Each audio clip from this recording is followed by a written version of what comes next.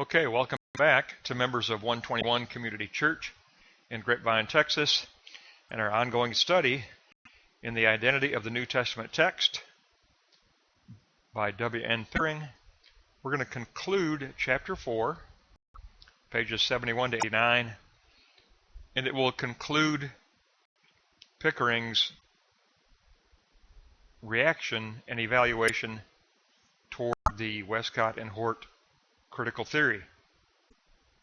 This lesson is all about Hort's critical theory that interpolation took place in Antioch, and Pickering's view that it did not take place. There was no text addition, text revision done in Antioch. That is Pickering's position. He challenges Hort, and we'll pick up in block 1, considering interpolation. Shorter reading as preferred. Hort posited that the shorter reading is to be preferred because there was corruption by interpolation at Antioch, but scribes possessed a critical attitude and did not necessarily err in this way. Corruption by interpolation. A.C. Clarke of Oxford University, in his work Descent of Manuscripts, said that scribes had a tendency toward omission, not interpolation. They shortened or edited text, but they didn't usually add to text. Omission or interpolation. Burgon supports the tendency toward omission position also. Kirkpatrick says that the longer readings are actually preferable to the shorter readings. Caldwell, in his work on scribal habits, said that generalizations about scribal habits should not be made at all, period. Scribal habits. Each scribe had a personal coefficient of frequency of mistakes, and each had his own way of copying, either letter by letter or sometimes syllable by syllable. Method of copying. Scribes had inclinations toward error, not dogmatic agendas, however. Loss of position was the most frequent error where text gets left out.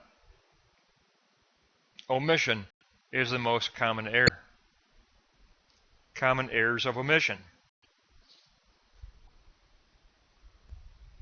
The most common error is the error of omission.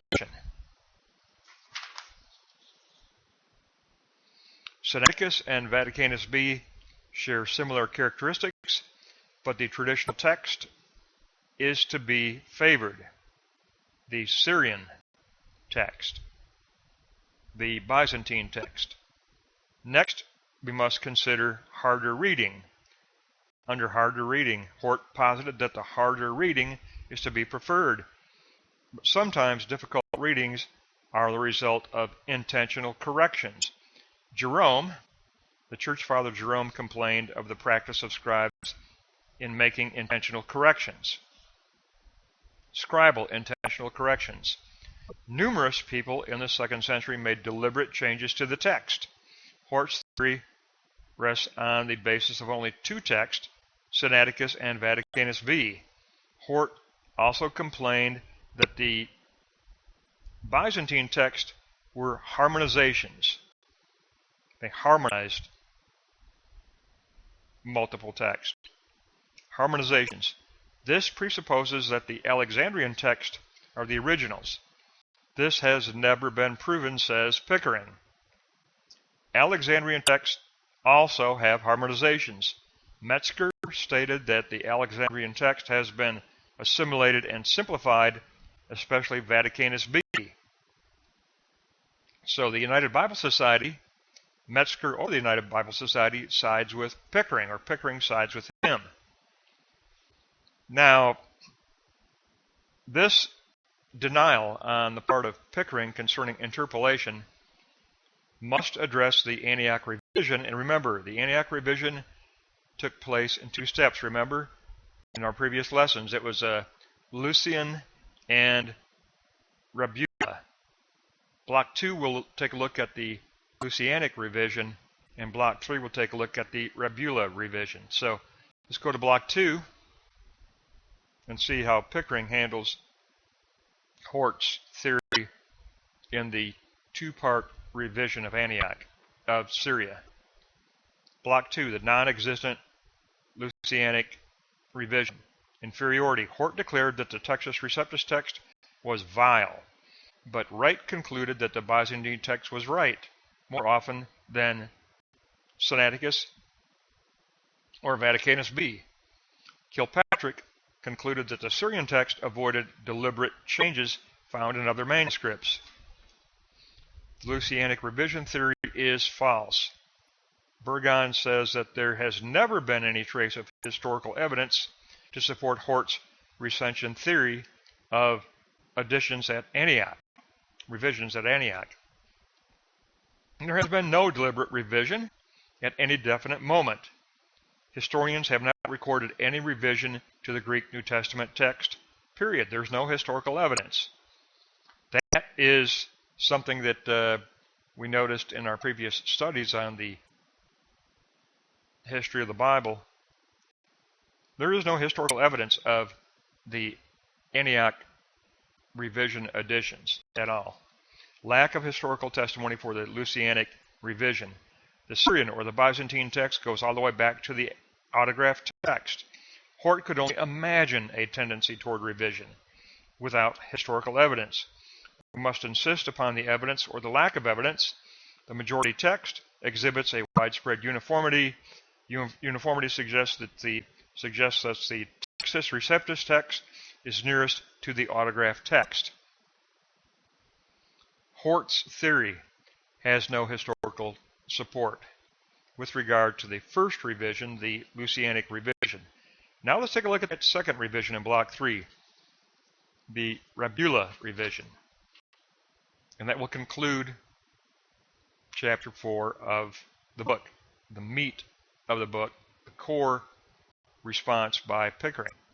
Block 3, Rebula. Rebula did use an old Syrian text, dated about mid-4th century. It was not, however, an authoritative revision text. No Syrian revision. The Peshitta is considered to be authoritative scripture. It is the common Syrian Bible, and it is considered authoritative scripture, authored by Rebula. Conclusion. And this is conclusion to the entire chapter 4. The Westcott-Hort theory is in error at every point. The New Testament text can only be reconstructed by defining the early Textus Receptus. We cannot ignore history of text. Hort's textual history is unacceptable or non-existent. What does the textual historical evidence tell us? In Chapter 5, we shall be examining textual historical evidence. But the key point of Chapter 4 is that for W. Pickering, Block 1, Note 9, Subpoint D, the Alexandrian text has been assimilated and simplified, said the United Bible Society, Metzger said, especially Vaticanus B. Sinaiticus and Vaticanus B, but especially Vaticanus B. And then Block 2, Note 3, the Syrian or Byzantine text goes all the way back to the autographed text. All the way back to the autographed text. Hort has an imaginary tendency toward revision that he tries to posit, which has no historical evidence, says Pickering. Pickering says the Textus Receptus reflects uniformity because it's nearest to the autographed text, period. It is not. The basic argument here is that for Pickering, the Textus Receptus is not a text built on the Alexandrian text. The Alexandrian text is abbreviated from the Textus Receptus. That is Pickering's position. It is omission and abbreviation that takes place, not addition. Addition was less frequent, says Pickering, and what happened was the longer Textus Receptus was abbreviated and shortened in the Alexandrian. He prefers the Textus Receptus. We've said this all along, that Pickering prefers the Textus Receptus, but here he says that the Westcott-Hort theory completely demolishes when looking at the historical evidence. And the next thing we're going to look at is text history and its historical evidence, textual history evidence. But this lesson is all about interpolation. And Pickering says interpolation did not take place. There was no significant editing. Really significant editing is what Hort posited, that some major editing took place in Antioch where, well, as an example, where an ending was added to the Gospel of Mark. And Hort posited the notion that the ending added to the Gospel of Mark proves that the Syrian text is built upon the Alexandrian text, and that the Alexandrian text is primary. That is Hort's position. Pickering says, no, going back to the Gospel of Mark again, he says, no, the Gospel of Mark is longer in the Syrian, but it was shortened in the Alexandrian, and that the Textus Receptus version is primary. It should be given primacy. And that fundamentally is what is being talked about here in this conclusion to chapter 4. It's the what Pickering would call the error of positing interpolation, or the Antioch addition theory. The interpolation means adding to the text. In other words, the Antioch addition theory that Hort posited. Pickering says it has absolutely no historical evidence. There's no historical record of this kind of a revision taking place in 2 steps through Lucian and then Rabula. And that the common Syrian Bible is accepted as authoritative scripture, not revised document, but authoritative scripture. The Syrian text is to take primacy for Pickering. The Alexandrian is secondary for Pickering. The exact reverse of Hort. And we have to give credit to where credit is due, and there is no historical evidence for interpolation. There is no historical record by any historian of a 2-step revision process in Syria by Lucian and Rabula. There is, of course, the common Syrian Bible, but there's no revision record. There's no record of a 2-fold revision. And so we have to give that credit to Pickering for pointing out that that is the historical lack of evidence which must be considered when considering Hort's theory.